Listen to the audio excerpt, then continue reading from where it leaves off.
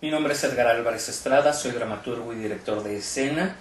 Este año ha sido muy activo para mí, tuve varias puestas en escena y sobre todo una que a mí me satisfizo mucho fue Más allá del horizonte, una obra que se desarrollaba en un espacio alternativo, y esto es un trolebús abandonado que donó la Embajada de Japón y que está situado en el Parque México, en la Colonia Condesa. Y bueno, tiene la particularidad de que pegado a las paredes del trolebús están las filas corridas donde se ubican los espectadores, y el pasillo central se convierte en la zona de actuación, en la zona de representación, y ahí se montó esta obra.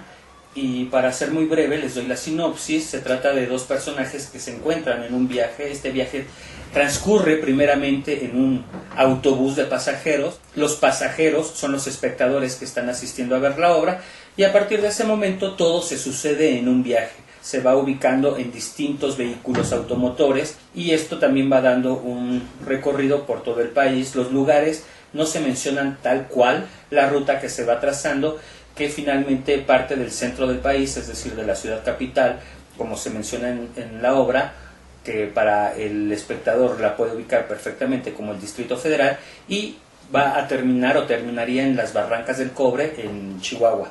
Es la ruta que sigue el ferrocarril Pacífico Chihuahua, el Chepe. Y este es un género que se le denomina en el cine road movie, es decir, película de camino, película de carretera. Y entonces a mí se me ocurrió trasladar este género cinematográfico a un espacio más teatral, y puesto que no tenemos los recursos en el teatro que sí tiene el cine, de movimientos de cámaras, de locaciones, pues todo se va contando, se va narrando, y para esto yo empleo una técnica que últimamente ha sido muy explotada y explorada por la dramaturgia mexicana, la cual se le denomina narraturgia, es decir, mezclar técnicas narrativas dentro del habla de los personajes, trasladar la acción del personaje mismo como si él refiriera parte de lo que le sucede a otra persona, y se van contando de manera muy ágil, espero, porque si no, qué horror sería tener a personajes contando la historia dentro de un espacio tan pequeño.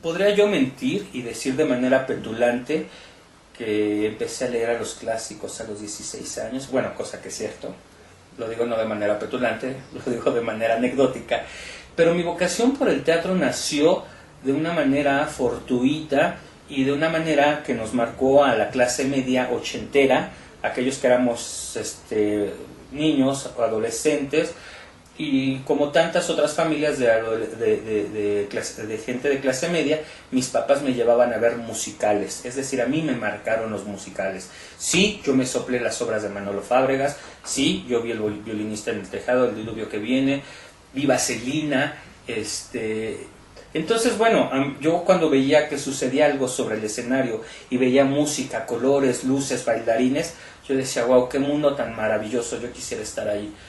Entonces, si dijera que a mí Shakespeare y Molière me llevaron de la mano al teatro, sería algo absurdo y falso.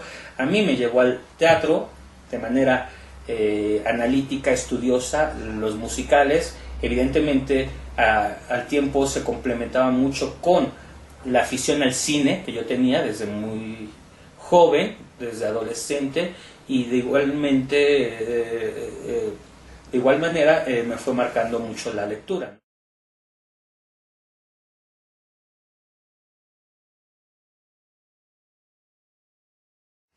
Indudablemente, y en primer orden, yo me defino como dramaturgo. Gozo enormemente de escribir el teatro, de ubicar en el papel el teatro, porque además de ser dramaturgo también escribo narrativa y ensayo. Entonces yo gozo enormemente lo que es la creación en el aspecto literario. Es lo que más me gusta, pero tengo otra parte de mí que me exige estar, una parte muy neurótica de mí, que me exige estar en contacto con gente de la escena, con actores, con productores, con creativos, con vestuaristas, con escenógrafos, y esa parte no se puede desprender de mi parte creativa, que es mucho más solitaria, hablo cuando escribo, pues no la puedo desprender, y entonces de alguna manera se complementan, porque además de que soy dramaturgo, si a veces no dirijo yo mis textos, los produzco, entonces de alguna manera estoy envuelto en esta neurosis que significa la creación colectiva llamada teatro, ¿no? Pero bueno, en primer orden me defino como dramaturgo, en segundo como director de escena, o como dice un amigo, no es que sea dramaturgo, solo soy un escritor con capacidades diferentes.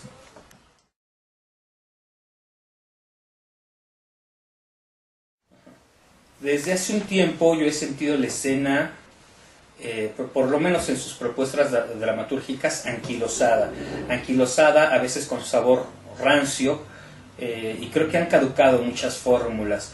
Entonces, una vez que yo llegué a la dirección escénica, me di cuenta que no solo se pueden contar historias en el teatro, también se pueden plantear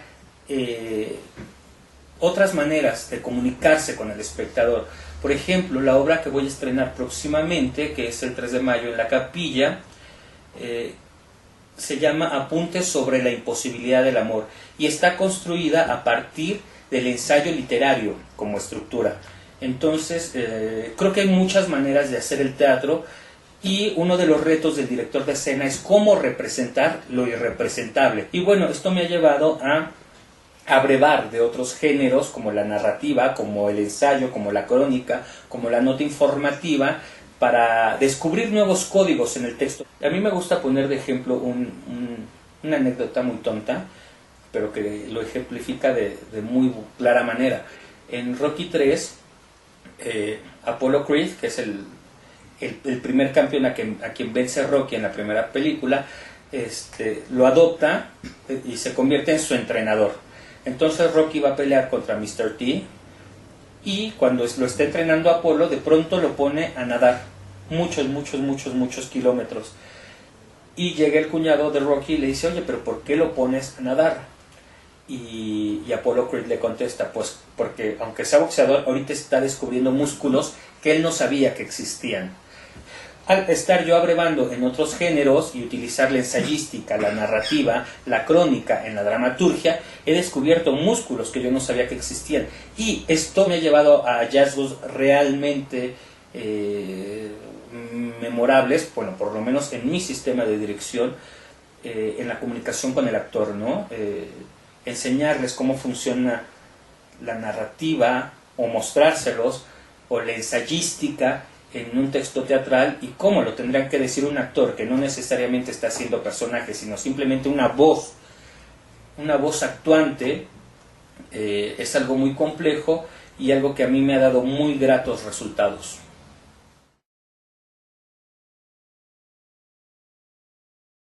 Por un lado, la veo bastante bien nuestra cartelera teatral.